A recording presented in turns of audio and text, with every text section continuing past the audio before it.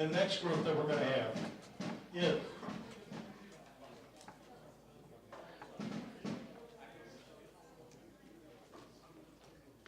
the Civil War Troopers, presented by Dominic Cuccia. The Hudson Valley Fife and Drum connection to America's folk music. And again, you're going to see a unique performance because this is based on folk music, not just drumming, but drumming as it applies to folk music. And this is actually a musical history lesson.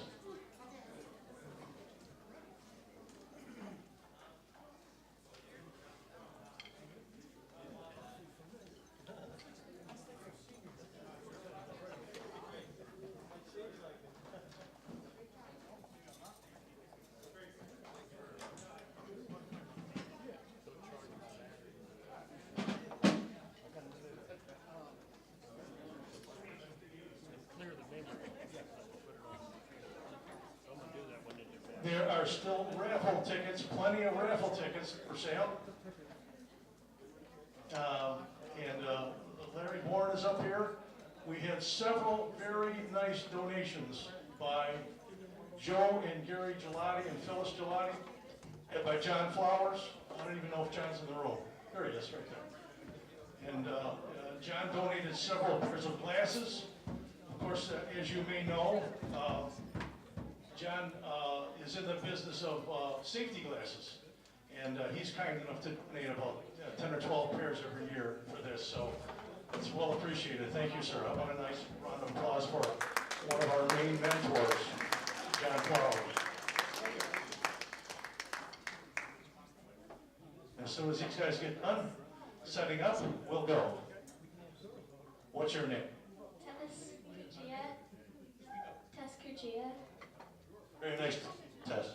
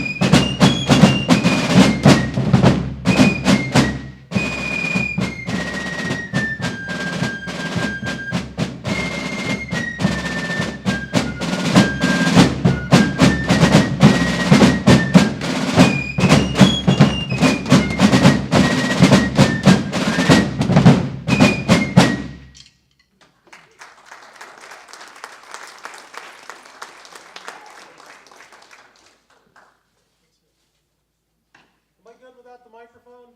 Yeah. All right. So we are Civil War troopers from Cornwall, New York. We're under the baton of Drum Major Beth Yoder. And do you think I need that or? Okay. So we're the Civil War troopers from Cornwall, New York, under the baton of Drum Major Beth Yoder, and our director is Mr. Rick McDonald. And the troopers would like to thank Bill McGrath and Gary Gelati, everybody on the executive board of the USARD for inviting us to be a part of this event. You know, it's an honor when you look at all the other groups here. All the great groups performed last night. The American Drumming History Clinic this morning, and the Drummers Heritage and the Moeller Drummers, and the Regulators, and later on the Old Guard and the Connecticut Blues. It's an honor for us to be included in this event with everybody else, and we truly appreciate it. Now, one of the big things I've noticed, we've all noticed in our lifetime, is that drum corps has changed in so many ways. And one of the big things I think of is that it used to be a neighborhood activity. And everybody was from the town, and the corps was located there. We all went to school together, and we were all part of the, the same community. That was drum corps. And I think the Connecticut Blues, the Regulators, along with us, we could all tell you the same thing. Now the corps is based in a town, but the majority of our members, so many of them, are traveling long distance to get there. And it really wreaks havoc on rehearsals. And to kind of put it into perspective, the troopers are from Cornwall, New York. If you currently live in Cornwall, raise your hand. If you do not live in Cornwall, raise your hand. And we have a number of other members, long-distance members, who aren't here because they obviously don't live in Cornwall either. But it's a big part of drum corps these days, and the most important thing is all the groups performing here today, and when you go to the fife and drum musters, you see parades across the country, we're all keeping this tradition alive. So it's awesome to be here, awesome to be part of some great events. And for most of us fife and drum corps, this is different than most of the events we play. I'd like to invite Mr. Rick McDonald to come down here real quick. And he may be the only one from Cornwall, but what's that? He is our director, and Rick, a number of years back, actually about 25 years ago, the Corps' founder and director, Joe McVie, passed away, and we needed a new director. Someone had to step up. Rick, he did it, and he stayed on the job for all these years, and now Rick is an incredible bass drummer. And along with his brother Jimmy, Donnie Mason has said they're one of the best bass drum duos he's ever heard. And Ricky is also an incredible snare drummer.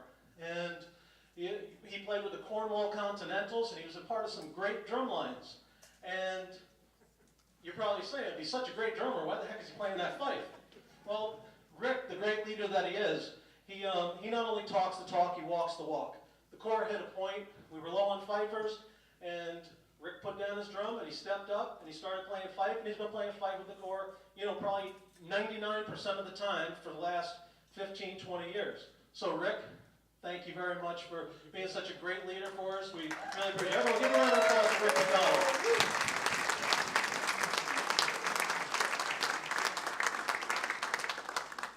We're going to play a medley for you right now called The Yellow Rose of Cornwall. Brendan Mason says when he thinks of the troopers, this is the first set of music that comes to his mind. So, The Yellow Rose of Cornwall.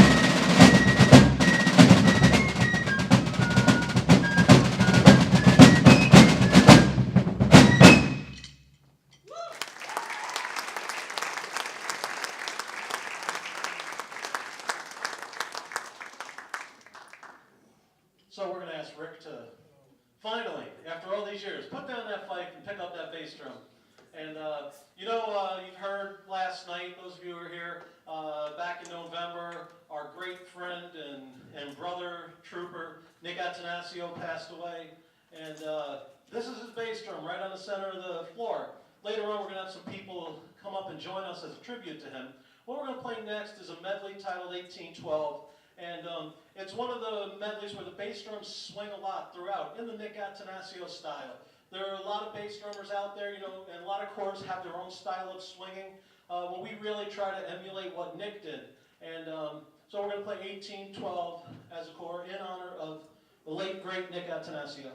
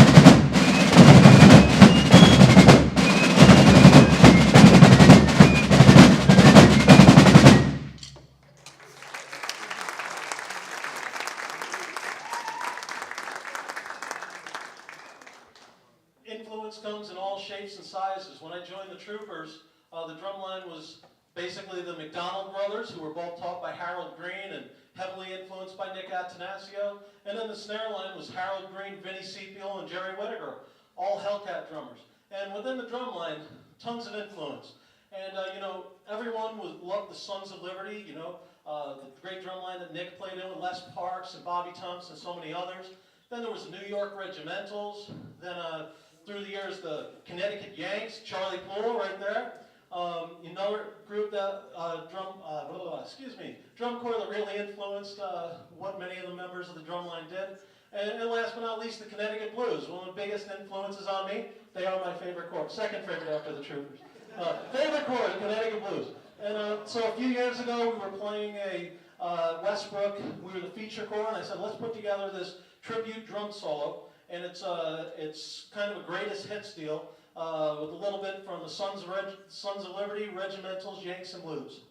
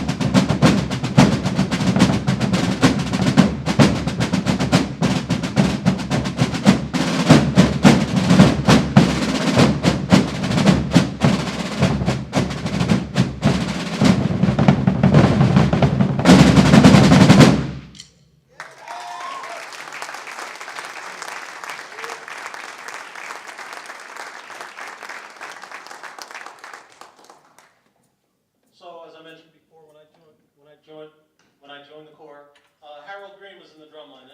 And we lost Harold a few years ago, very influential, and everyone in this drumline, I would say everyone playing snare and bass today, as a group, we were all collectively influenced by Harold Green and Nick Atanasio more than you could ever imagine. And Harold Green wrote this drum part for the song Black Watch. Anthony Piscatello tells me this is the best drum part for Black Watch. He's a bass drummer, so you'll understand why when you hear the beginning of it. We're going to start it off with a little Crazy Army to lead into it.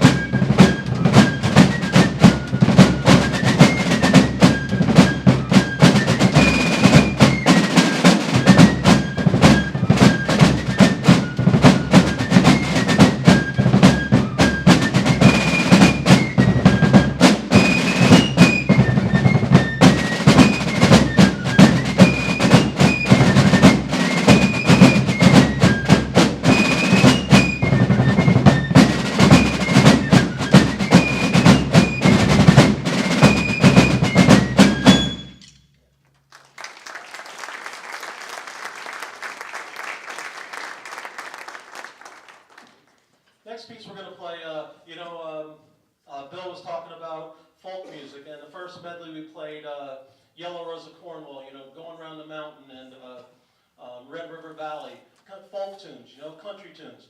And this next medley we're going to play is called Little Grace and Me.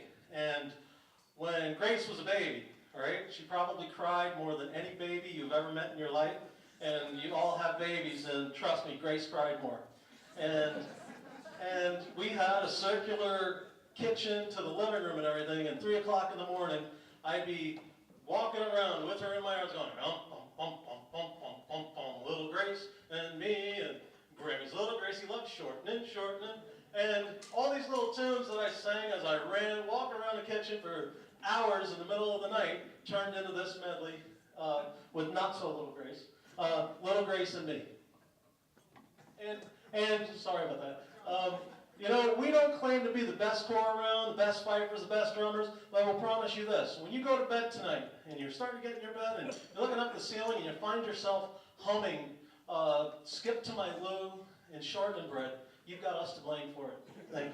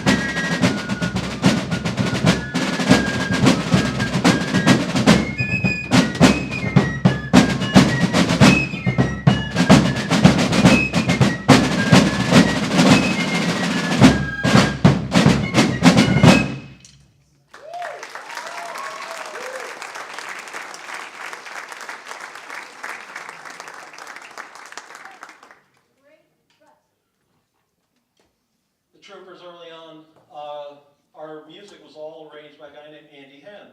And Andy had this idea that when you marched a parade, you were providing music, and there shouldn't be any breaks in the medleys you played. And he would write medleys that were a minimum of 5 minutes long, and we had a medley up to 8 minutes long, our Civil War medley. And there were barely any drum breaks in it, and when we finished it, his idea is that you play 2 street beats, and you go into the next one. So it didn't give the fifers much of a break. So we are going to give them a little break here. And that Civil War medley, the drumming was all written by a guy named Jerry Whitaker. And Jerry played with the Continentals. He was a student of Harold Green's. He played with the Hawthorne Caballeros. He was a Hellcat. And Jerry wrote this great drum part called Civil War. And we took it and we adapted it into a drum solo. So this is for Jerry Whitaker, Civil War.